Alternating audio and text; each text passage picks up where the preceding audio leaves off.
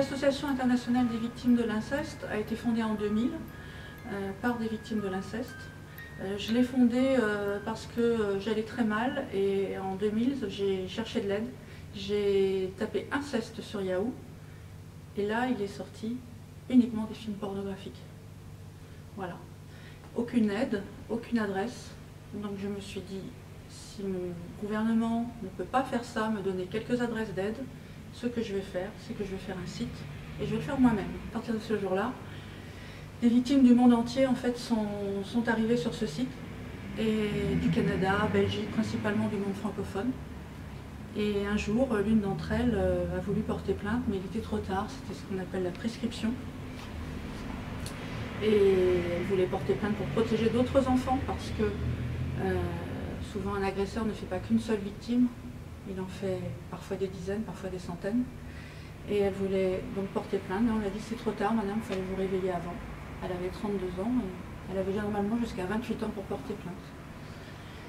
Donc on a décidé pour les générations futures de changer cela, donc de se battre contre cette prescription qui est insupportable, qui n'existe plus déjà dans certains pays comme le Canada, la Suisse, où en fait on peut porter plainte toute sa vie.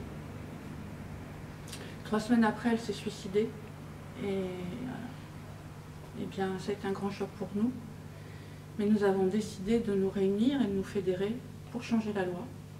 Donc premièrement, pour allonger le délai ou supprimer le délai de prescription. Et deuxièmement, pour insérer l'inceste dans le code pénal.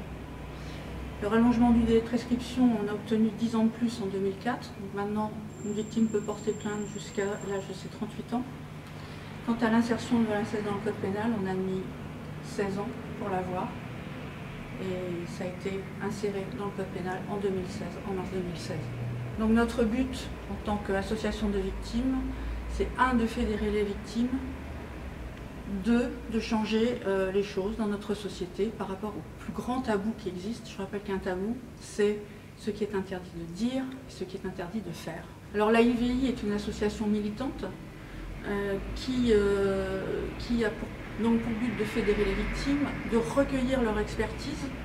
Et pour cela, nous avons des groupes de parole, nous recueillons l'expertise des victimes et nous les enregistrons et nous en faisons des livres pour le plus grand nombre, que l'on peut trouver partout, sur tous les sites internet et dans toutes les librairies.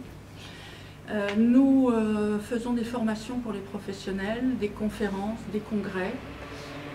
Nous avons des outils d'entraide sur notre site internet qui est notre colonne vertébrale puisque nous sommes nés sur internet, donc où nous avons beaucoup d'informations sur l'inceste pour tous les publics.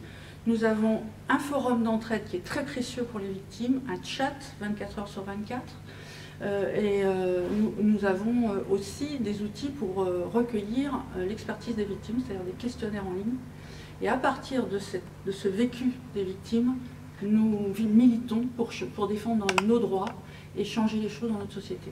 La IVI n'est pas une association d'aide aux victimes. Nous n'allons pas prendre un dossier individuel, nous allons recueillir l'information auprès du plus grand nombre de victimes, nous allons la traiter, l'analyser et à partir de cela, nous allons défendre les droits des victimes.